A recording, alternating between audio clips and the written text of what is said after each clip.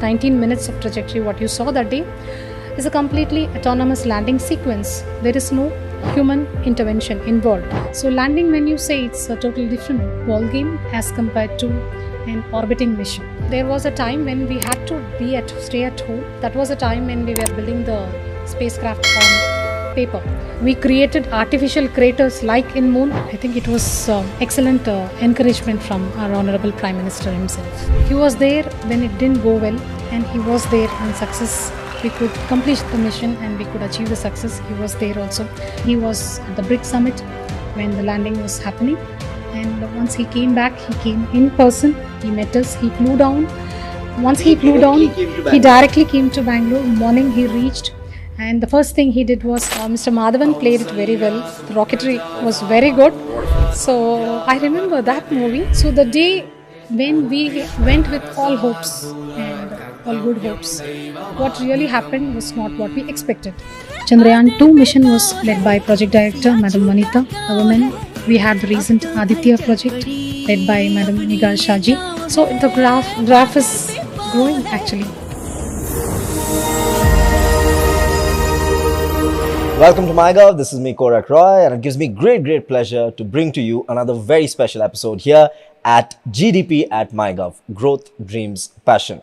When I told you all on our social media handles that I am coming to ISRO, Indian Space Research Organization headquarters here in Bengaluru, and asked you guys to send in your questions, we got some 1700 plus questions in the first hour itself. That just goes on to show that how excited, how interested the youngsters of India are for space and for ISRO, how space enthusiasts you all are. So that is why this episode for you all. If you want to be a space engineer, if you want to be a scientist, if you want to work in space research, if you want to work in ISRO, then this one is for you. Today we have a very special guest here with us. She was the second in command for Chandrayaan 3, an absolutely historic mission for India. We have here with us Kalpana Kalahasti, ma'am. Kalpana, ma'am, welcome to MyGov. Thank you. How are you, ma'am? Fine, all good. Okay, ma'am. We definitely will speak about Chandrayaan 3, of course. But before that, we kind of want to find out about the person that Kalpana is, the person that Kalpana was during her childhood days. So what was your childhood in Chennai like? Yeah, typical childhood. Lot of memories from school with friends. And I was equally interested in literature, languages also, apart from science. So a lot of good memories from my childhood, my school-going days at Chennai. Lovely. What were some of your favorite subjects? How did this interest towards space, this interest towards science, engineering, how did that happen? Basically, yes, a lot of interest towards, I had great interest towards biology also. And it is a mixed sort of interest. I don't say that I was purely interested only in science. Languages also were of utmost importance. And I was very much interested in languages. Geography also was my interest. So I think it's a mixed interest. And definitely science was my priority. So that's how it was. Lovely. I know this for a fact that you have been working here at ISRO for 21 years. Right? 2003? I joined in 1999 in Sriharikota. So yes. So that makes it 25 years. Yes. Wow. So 1999 in Sriharikota. 4 years there? Nearly 5 years I worked there. And then I took a transfer to UR Satellite Center. So when I had joined as a radar engineer. And then I moved to UR Satellite Center as a spacecraft systems engineer. So that was my initial days of my association with satellite building. So I joined as a spacecraft systems engineer, electrical systems engineer. And I was involved in many remote sensing satellites, small satellites. I was part of the team which built the basic small satellite buses. We built 2 buses. So I was part of that team. So a lot of experience came in towards satellite building from those missions. And also I was part of certain ISRO-Kenes cooperation mission. So that's how it was in the beginning of my career in UR Satellite Center.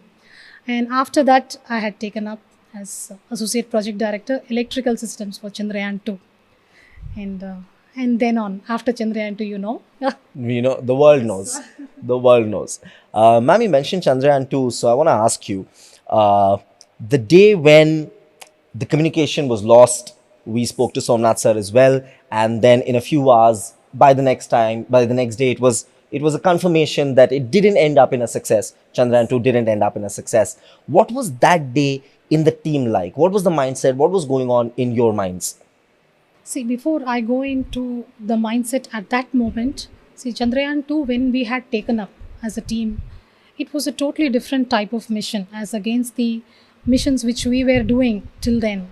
All were, we did have a lot of challenging missions, be the Mars Orbiter mission or the Chandrayaan 1 mission, but they were all orbiting missions. We did go to another interplanetary body, but they were all orbiting missions. So we had mastered at that by the time, and then further it's always like there is always a next step, right? So that's how Chandrayaan 2 was taken up as a first landing mission.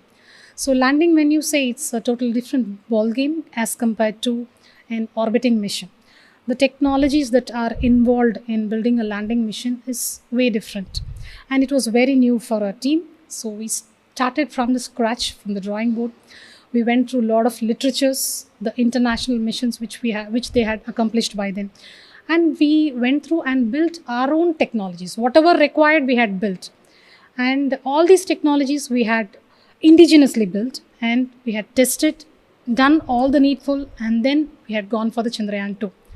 So the day when we went with all hopes and all good hopes, what really happened was not what we expected.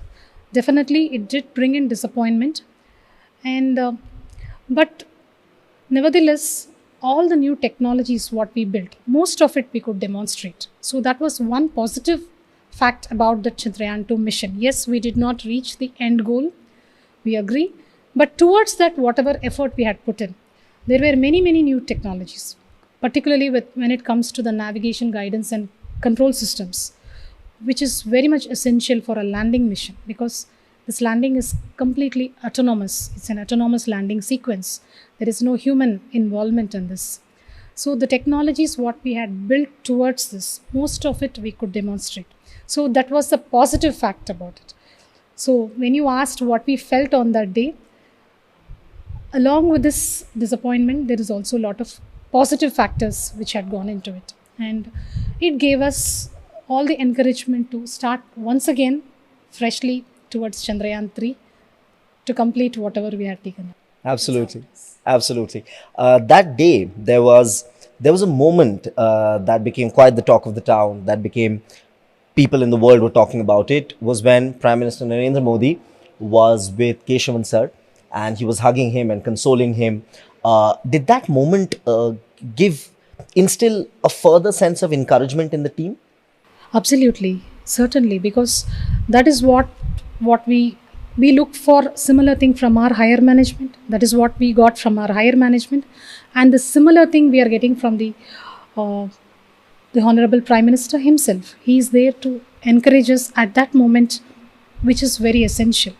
And I feel that became a defining moment to take it up once again and bring in all the encouragement. So it was very much essential for the team building and taking up the mission once again. I think it was excellent encouragement from our Honorable Prime Minister himself. Amazing. Soon the journey for Chandrayaan 3 started. You became second in command. I know if we have to talk in depth, it might take a long time. But in short, a little while, if you can tell us, what was that journey like? The process from, say, day one or week one or month one of starting work for Chandrayaan 3, and then the day when it happened. So I think before I start off, let me introduce our team. So Chandrayaan 3, when we took over, so we had Dr. Veeramuthuvel as a project director and myself as associate project director. And we had a big team. Primarily, we had nearly 33 deputy project directors. So because there are a lot of technologies involved here, there are a lot of areas of work involved. So we had several team members who are experts in their own domains, be it the structural engineer or the thermal power, onboard computer, the propulsion systems. So we had a good team actually. So we started off afresh. So if you ask the journey, any time, any mission which we are going to go for the second time, what is first essential is to understand what happened in the first mission. So it started off with that. So first we spent considerable amount of time understanding what really happened in Chandrayaan 2. So from the data what we received, from the last bit of the data, telemetry data what we received, we went through it, we had a failure analysis board formed, and we analyzed the data thoroughly, and we got a good amount of clarity on what happened, really, what led to the issue. So now we have to, with this understanding, we have to rebuild another lander which is going to be more robust, which needs to be more robust enough to handle any sort of failure which can come up, which can crop in.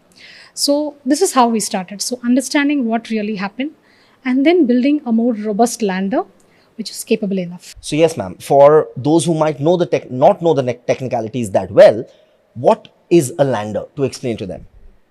So generally satellites are launched to do certain function. So it may be for certain applications. You take it with a launch vehicle and place it around an interplanetary body or any planet per se or a moon to do certain observation. So it can be a remote sensing observation, or it can be for a communication purpose or for navigation purpose. They are all for certain application purpose. So here in Chandrayaan 1, we had taken an orbiter. Chandrayaan 1 was an orbiting mission to observe the moon at an orbit, say 100 kilometers above the moon. So it was orbiting around the moon. So it is doing a remote sensing observation, or the study is at a distance away from the moon. So it did not have a physical contact on the moon. So we were not able to do any in situ measurements on the lunar surface. So that was an orbiting mission. Now we cannot stop with that. We always move forward. We have to do something better and better. That's when we wanted to go for a landing mission. So when you say a lander, you are taking this satellite. You can imagine it like a satellite only, but you are going to take it and place it softly, gently. You are going to place it to have a physical contact on the lunar surface. So what it calls for is a satellite which is going with a particular velocity. So this lander itself, when it was around the moon, it was having a velocity of around some 1.67 kilometer per second.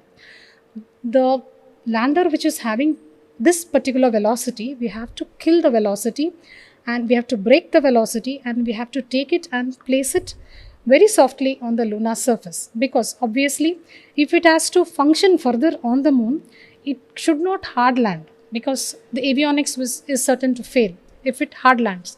So the challenge here is to soft land this lander on the lunar surface, and you have to take it to a surface which is clean enough, which is a safe place to land, because you know the moon surface, the terrain is very rough. There are a lot of boulders, craters and many things. So the moon is nearly 4 lakh kilometers away from Earth. So you have to take a craft to moon. That is the first challenge. You reach the moon, you are orbiting around the moon, and then you have to take it and land it softly on the terrain which is very rough.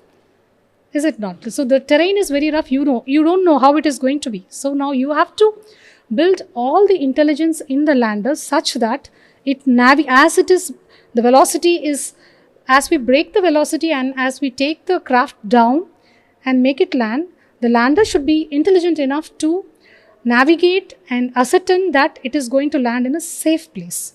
So it has to navigate and avoid all the obstacles and reach in a very safe place. So this is what a lander has to do. It has to break the velocity and then safely and softly land onto a clean surface. Right. So basically, in the simplest of terms, an orbitary satellite, if this is the planetary body, orbitary satellites keeps orbiting around it, revolving around it, and the lander, as the name suggests, actually lands, which it couldn't successfully do in Chandrayaan 2. And that is why you were saying that a robust lander was needed to be created for Chandrayaan 3. Amongst many challenges, one of the challenges that happened for Chandrayaan 3 is that a lot of the work happened during the COVID-19 pandemic, that entire long period. Tell us a little about that. What were those challenges like, and how did the team overcome that? Yeah, when we started off with Chandrayaan 3, project was formed, team was formed, and we started building this lander as well as the propulsion module. Chandrayaan 3 has 3 modules, so a lander, propulsion module and rover. We started configuring the satellite, and that's when the COVID had set in. So it was a difficult time because we could not come to office in person. So there was a time when we had to stay at home, but that duration we tried to productively utilize it, because that was a time when we were building the spacecraft on paper. So we utilized the time to have a lot of work from home. A lot of work was done from home, be it the design aspects, or we had a lot of reviews conducted in online mode, and the design, the interfaces were being built. So a lot of documentation happened in online mode. So whatever possible we could do, we utilized that opportunity, and we were trying to build the craft on paper. And so by the time COVID came to an end, we were almost ready with the document part of it. And when we came back, we really started building the hardware. So that's how we try to utilize the period COVID. Lovely, lovely. Ma'am, if I'm not wrong, in your team, the one that you were leading second in command, there were more than 54 women scientists, technicians, and engineers who were working for the Chandrayaan 3 mission. Tell us about that. And it literally goes hand in hand with PM Modi's vision of Nari Shakti and women empowerment. So tell us a little about that. So in our team, we had, as I said, we had experts from various domains. So when we say team, gender doesn't come to our mind at all, because we had men and women, girls and boys from the younger side. So we were a team comprising of both men and women working together shoulder to shoulder. And never we had this thought about the gender. Never we think that I am a woman or he's a man. So for us, it was only the goal. So we had many women engineers in our team, from the software domain, thermal engineers, our own the assembly integration and testing DPD was a woman. So we had several DPDs from the RNQA. So we had the deputy project directors of reliability and quality assurance from women were there. And so we had many women scientists of different age sector, be it DPDs and different ranges actually. So we had DPDs, project managers, system engineers. So it was mix of all. So that's how we could work together and towards this common. Absolutely. The common goal, which the day when it happened, when Somnath sir said that India is on the moon, the entire country was watching, Indians across the world were watching. What was that moment like? What was that day like? And even that moment, what was that like? See, it was a momentous achievement, no doubt, because it was the most life-satisfying moment. Because the mission what we had taken up during Chandrayaan 2, we could complete it, and we could complete it flawlessly. So that is the ultimate thing. So what we had taken up as a team, what we had taken up, that goal we could achieve, and the way we achieved was one more satisfying thing, and the most unforgettable moment for a complete team, I would say. Absolutely incredible. Ma'am, Prime Minister Narendra Modi was there when Chandrayaan 2 didn't become a success. Prime Minister Narendra Modi couldn't be there in person because he was in a conference, but he was there throughout live watching when Chandrayaan 3 did become a success. How much, as you mentioned before as well, how much did his vision, did his support play a part in the morale boost of ISRO entirely as far as the team is concerned? There were a lot of morale boosting. As you started off Chandrayaan 2, he was there. He was there when it didn't go well, and he was there when success, we could complete the mission and we could achieve the success. He was there also. He is there at all moments of the mission. That is actually something which we should remember. It's not only during success, or it was not only the tough moments. He was there. He's there throughout actually. And the day when he participated online, and when he spoke to our team, and also when he came back in person, the first thing what he did, I think he was at the BRICS summit when the landing was happening, and once he came back, he came in person, he met us, he flew down. Once he flew down, he directly came to Bangalore. Morning he reached, and the first thing he did was he met our team. And as you know, he also coined, if you remember, the landing site, the landing area where we spot, he coined the name as Shiva Shakti Point, which rightly indicates the contribution of men and women towards this mission. And he also named, he just didn't leave, stop with that. He also named the Chandrayaan 2 point as a Tiranga point. So he is there throughout and encouraging us. Absolutely amazing. Lovely to hear. Ma'am, you mentioned encouragement. You, Somnath sir, the entire team that was part of the successful Mars mission as well, you all are inspiring a young generation. When you were growing up, or when you were studying to become a scientist, when you were there in your initial years in ISRO, who were the people that inspired you? Who did you look up to? I think there were many. I wouldn't say as a specific role model. In school, I was inspired by my teachers themselves, my science teacher. So I think they were the inspiring role models when I was at school. And further, whenever many like scientific achievements used to happen, be it our own rocket launches which used to happen, we used to watch in TV the time.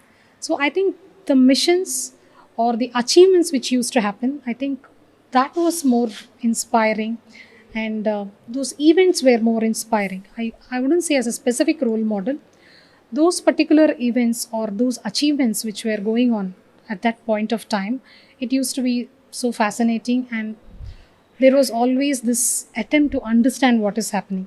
So I think those things were inspiring.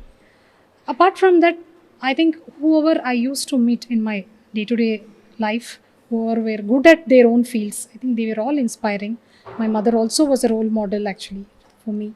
So I think every woman I came across during my growing up and who were excelling at in their own fields, all were role models, I would say. Absolutely incredible. Ma'am, you mentioned all the women who were excelling in their fields were role models for you.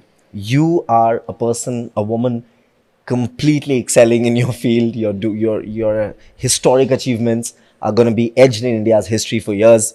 If one has to ask you, what is going to be one message that you would like to give, not just young Indian girls, but young Indian girls, young Indian boys, everybody who wants to build a career, and especially who wants to build a career in the world of science, wants to become a scientist, wants to become an engineer, maybe wants to work in space? What will be the one message that you will have for those young Indian kids? See, I think you have to work towards your interest and instincts. And if you are, say, interested in STEM or space in particular, I would say, like, first, knowledge is ultimate. So, building yourself, making yourself capable enough with respect to the knowledge building, that alone is not adequate. There's a lot of practical knowledge also required. So, whatever opportunity you get, be it smallest opportunity, you have to grab it and keep your eyes open towards what is happening around the world when it comes to technology. So, I think wholesome growing is important, not just the academics. So I think you have to keep your eyes open and build yourself in a wholesome way. You building your communication skills also is important, because you should be able to convey what is in your mind. So should not be in your comfort zone. I think we should get used to coming out of our comfort zone. So I think all this put together, we have to grow up in a wholesome way is what I believe. But knowledge, I think you're getting your fundamentals right is very important, I feel. So, Ma'am, India as a country has had enormous talent always. Decades back, even centuries back, it was there. The world recognized it. But what is the reason, would you say, that when it comes to ISRO, achievements galore are happening by the month, launches are happening by the month? In the last decade, in the last 5 years, you here itself have been 21 years. What do you think the shift, what caused the shift, what caused the paradigm shift that led to these massive achievements in the last decade? I think there is a certain culture in ISRO, some unwritten culture. Our forefathers have built this sort of culture within ISRO, where we work towards, we take up challenging projects and we work towards that with utmost commitment. I think our goal drives us. Once we are given a project, we are given an assignment, we work together as a team towards that particular goal. I think we are goal driven. I think this is a culture which has come all along from the forefathers who built ISRO. So it is this, I think, we are used to this sort of working towards goal. I think this is what driving us. It is not like our goal drives us towards the completion of the project. I feel we are that way. Absolutely amazing. Ma'am, the government of India has a vision when it comes to ISRO. Prime Minister Narendra Modi has been vocal about time and again about his vision when it comes to ISRO. How much do you think the support from the government has had a role to play in these massive number of achievements that are also happening in the last decade, the last half a decade? Government has always been encouraging and kind enough, be it the with respect to the sanction of the budgets, essential budgets, the financial sanctions, not just the aspect with respect to the budget, but also being there along with us. As I said, they were always there during the tough times, and as well as during the moments of achievements. They have always been there encouraging. So our Prime Minister was there, Honorable Vice President was here to interact with us. So they all have been there. A Science and Technology Minister had been there. They're always with us to interact with us and encourage us to understand what is happening, the vision they are creating for us, for ISRO, based on which our roadmap is arrived at. So they've always been there encouraging, and I feel that is what is really helping us to grow fast. Absolutely amazing. Ma'am, I want to ask you something. You mentioned that during the process of work for Chandrayaan 3, it was all scientists with one goal, the successful completion of mission Chandrayaan 3. The gender of the scientist didn't matter. It didn't matter male or female. When you joined in 1999, were there any challenges that you faced as a woman in STEM, as a woman in the field of space science? Were there any challenges, or was even back then the attitude of everybody working in ISRO the same, that there's one goal and that is the successful completion of the mission, nothing else matters? Absolutely, because in ISRO, that is the culture which is built in. There is no difference with respect to, there is no gender disparity. So gender doesn't come to our mind when it comes to work.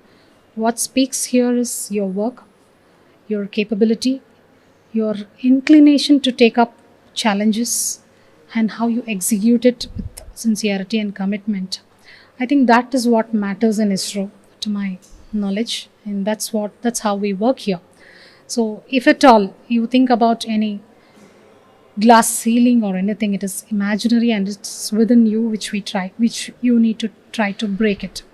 So otherwise it is work that speaks in ISRO.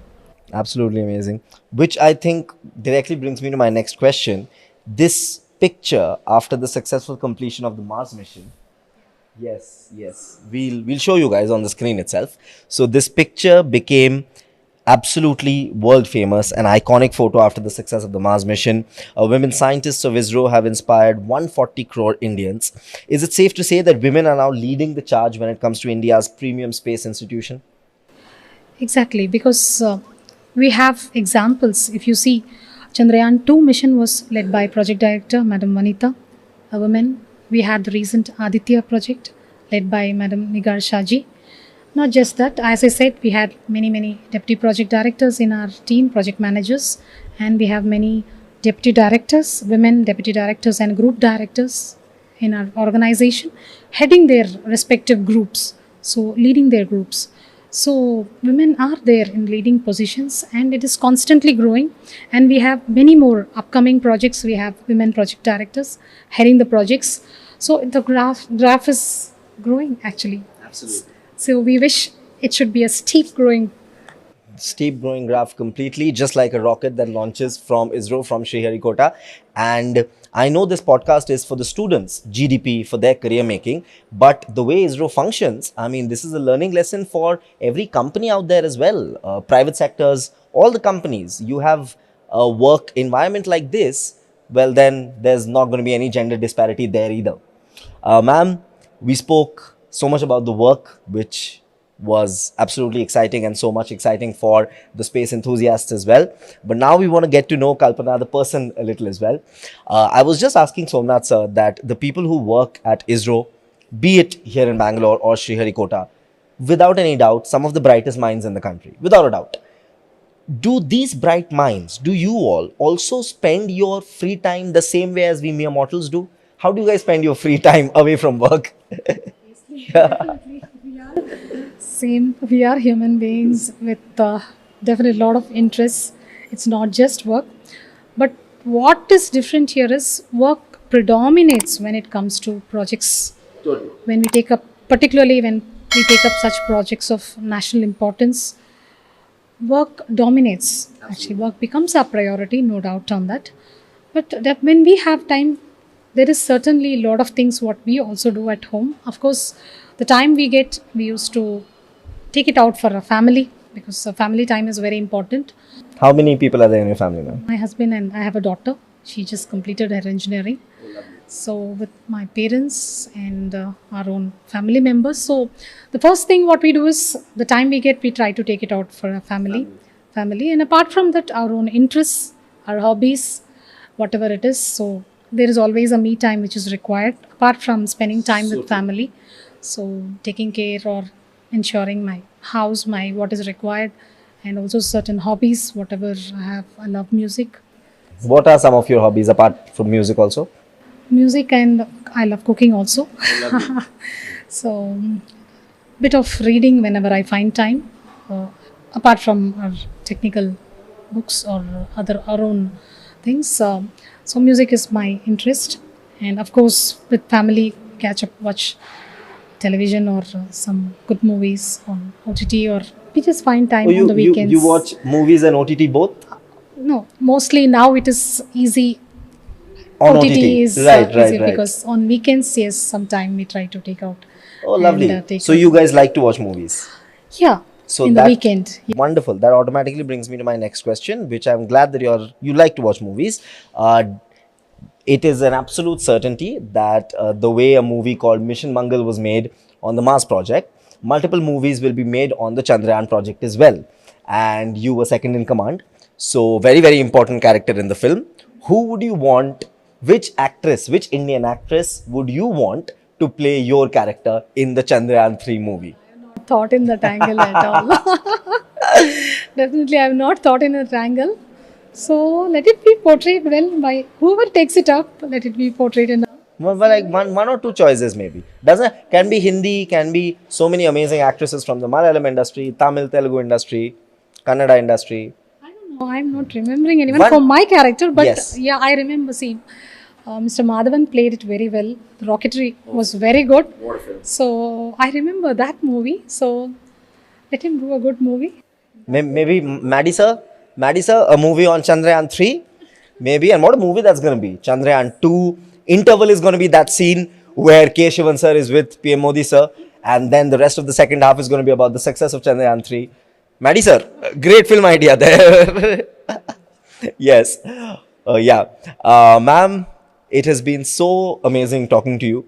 Before we let you go, we want to ask you, the last time when I asked you, it was for general, all students. But now, if we want to ask you a message that you would want to give for youngsters who are space enthusiasts, my own nephew is one, who dream of someday being a space engineer, maybe working in ISRO, seeing their work take off from Sriharikota. What one message would you like to give for youngsters like these? STEM is something which is going to take you towards ISRO. So you're taking up anything with respect to engineering, because ISRO is one place where you find all the core engineering subjects coming into shape into once a satellite. If you take a satellite or a rocketry or a rocket, it involves every core engineering field, okay, be it electronics, mechanical, chemical, thermal, you name it, and every engineering, core engineering subject is part of it. So taking up engineering is very essential, and get your fundamentals right. So you have a centralized examination available, so you have to crack it and then go through the interview process to get into ISRO. So that is how you get into ISRO. But apart from that, we have many programs available, be it the Yuvika program we have, which is for the Yuva Vigyan Karikram. You have the Unnati program where you get hands-on experience on building a nano satellite.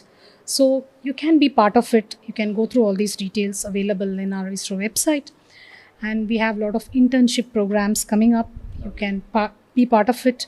Now it's open to everyone. It's not just for the ISRO families. So everyone can apply for that. I'm talking on behalf of the engineering students. So you can apply for that and get some experience. You can get into our labs and get a feel of what is happening here at ISRO. So we have the internship programs happening, projects and also fellowship programs are there. Many things are there. You can get good details from our ISRO website. So I think apart from doing your engineering from college, try to do good projects, try to generate a lot of papers, participate in many workshops, seminars. I think you have to, as I said earlier, it should be wholesome learning, not just with respect to your examinations. Let it be a wholesome learning so that your awareness increases, and you get a hold on the knowledge of whichever subject you have chosen. And also try to utilize these opportunities which are available at ISRO. So your growing or your learning also becomes complete. I think all put together, if you're interested, definitely you can land here. Absolutely. You can land here, and then who knows, your work can lead to another rocket getting landed on one of the planetaries. And who knows, maybe your work can then lead to another rocket getting landed on one of the planets, just like it was the case for Chandrayaan 3. Ma'am, I want to ask you, the challenges that were there for the lander to successfully land on the surface of Moon, on the lunar surface, which led to the completion not happening properly in Chandrayaan 2. How challenging was it for Chandrayaan 3 as well? What all did you guys have to do to fix that and ensure that Chandrayaan 3 was going to be a success?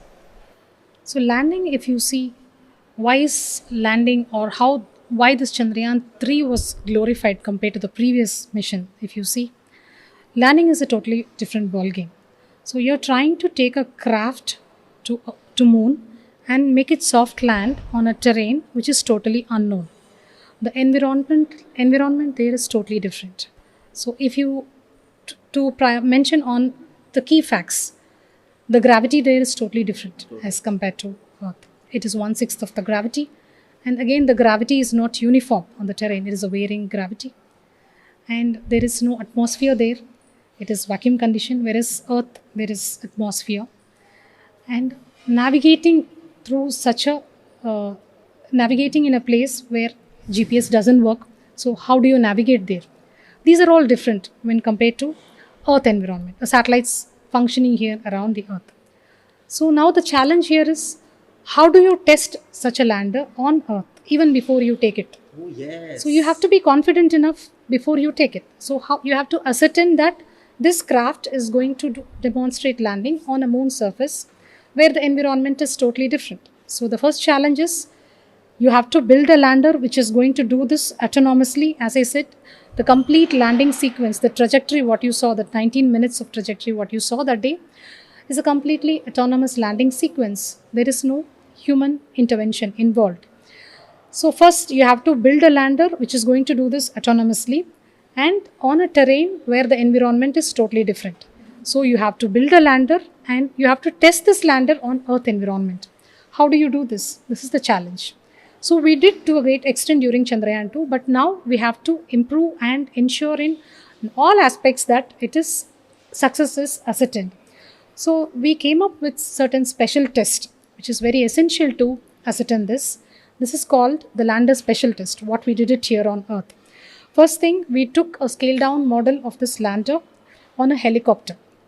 So because we have to emulate that velocities, because the lander, when it was coming down to land, nearly around it started off with 1.67 kilometer per second, and slowly the velocities we had to break the velocity and we had to bring it down. So we had to emulate this velocity. So we had to find a platform for this. So we did it on a helicopter, because helicopter can do the hovering also. There is a point during the trajectory where the lander was hovering. Okay. So this hovering also we had to emulate here. So we took a scaled down model of the lander on a helicopter and we did the test. We created artificial craters like in Moon. We created in Chitradurga, and we tested all the sensors. So this was the first test. We called it as integrated cold test. So with this, we could ensure the performance of the sensors and also the navigation guidance and control systems so that it could function in closed loop. Then we had one more test called the integrated hot test because the engines were firing, if you remember. So all these engines also we had to test in firing condition along with the sensors. So we did this test in Sriharikota, Shar. On a tower crane, we had hung a lander equivalent scale down model of the lander, and we had tested this. And also one more test which is called the drop test, lander leg drop test. The 4 legs were there for the lander, right? So the legs are the elements to absorb the energy and provide the required stability at landing. So different velocity conditions it should be able to handle. So be it the vertical velocity or the horizontal velocity, also the different slope conditions. It's not flat. The terrain there is not a football ground, right? There is a certain amount of slope. Exactly. There are boulders and craters. So there is a regolith soil present there. So this sort of uncertain terrain we have to handle. So the legs have to be demonstrated. The leg capability has to be demonstrated for its capability to handle the velocity. So we did a lander leg drop test. So all these 3 tests, I would say, gave all the confidence for building the confidence that yes, this lander, the robust lander, what we built is capable enough and it is well tested so that we can go ahead. So I think these tests are very key. Were very key to ascertain and bring the confidence that this time it is going to do the need. I think that is exactly what Somnath sir said as well. He said that the research results that we had, the paperwork that we had, it all showed us that this will become a success. Yeah, absolutely amazing. Ma'am, you were mentioning from the government's efforts something that is soon about to happen, which is the Vigyan Puraskar. Do tell us about that. Yeah, recently government had announced the Vigyan Puraskar award, and yes, it's happy to note that Chandrayaan 3 team has been awarded the team award for Vigyan Puraskar team award. So that is a reason, good thing which has happened, and the government has recognized our team's efforts and acknowledged this success. So that is one reason, good thing which has happened now, and our team will be receiving this. Ma'am, where will you guys be going to receive the award? It will be in Delhi. Rashtrapati Bhavan? Rashtrapati Bhavan, yes. Wonderful. Absolutely amazing. Lovely. We had here with us Kalpana ma'am, second in command of the Chandrayaan 3 project. Kalpana ma'am, it was such a pleasure talking to you. Thank you so much for giving us your time here at MyGov. Ladies and gentlemen, that was today's GDP at MyGov. We definitely hope that you enjoyed this podcast. Do share in the comments what you thought about this episode, and of course, subscribe to MyGov India for more such content just like this that you watch only on MyGov. This is me, Korak Roy. See you in the next podcast.